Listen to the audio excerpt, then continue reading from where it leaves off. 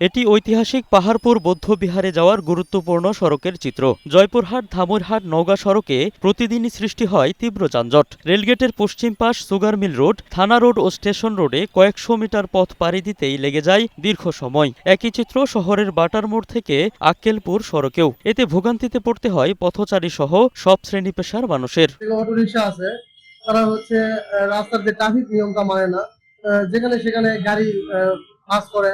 একদম শহরের প্রাণকেন্দ্রে রেলগেট, যখন ট্রেন আসে তখন জনদুর্ভোগ সৃষ্টি হয়। খাবারের হোটেলে যারা খাবার খেতে আসে তাদের সাথে গাড়ি থাকে, তারা পার্কিং এর জায়গা পায় না, ফলে এই রাস্তা দুই পাশে তারা পার্কিং করে খাবারের হোটেলে ঢোকে, আর দুই পাশে যানজটের সৃষ্টি হয়। এদিকে যত্রতত্র গাড়ি পার্কিং, অনিবন্ধিত ব্যাটারি চালিত অটোরিকশা নিয়ন্ত্রণ ও ফুটপাত দখলমুক্ত করে যানজট নিরসনের দাবি জানান নিরাপদ সড়ক চায়ের এই নেতা। এই শহরে ইদানিং অতিরিক্ত অনিবন্ধিত অটোরিকশা, চার্জার ভ্যানগুলো দেখা যায়, যাগুলো যত্রতত্র পার্কিং করা এবং ঘোরানোর কারণে আমাদের যানজটের একটি কারণ। ফুটপাত দখলমুক্ত করে অটোরিকশাগুলো যদি নিয়ন্ত্রণে আনা যায়, তাহলে পরে এই শহরের যানজট অনেকাংশে কমে যাবে। ট্রাফিক বিভাগ বলছে, ট্রাফিক পুলিশ নিরলসভাবে দায়িত্ব পালন করলেও অতিরিক্ত যানবাহনের চাপে কমছে না যানজট। ট্রাফিক আইন ভঙ্গকারীর বিরুদ্ধে নিয়মিত মামলা এবং জনগণকে সচেতনামূলক কাজ করছি।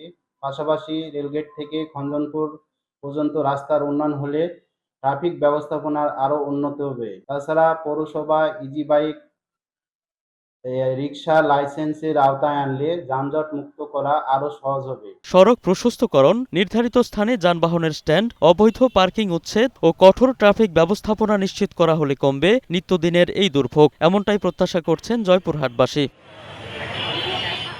Global television news desk.